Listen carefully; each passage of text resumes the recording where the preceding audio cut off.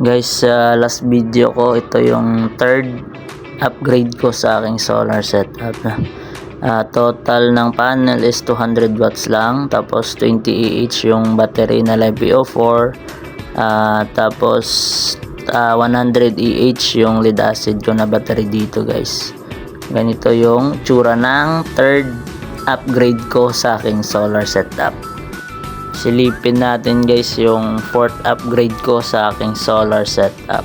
Ito yung itsura nya guys.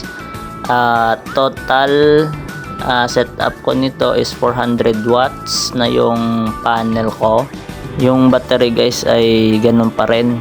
Tapos yung inverter nagpalit ako kasi nasira yung isang inverter ko. 300 watts, 3000 watts yan guys, pero 300 watts lang yung actual niyan.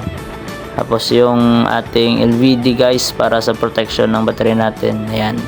Tapos ATS,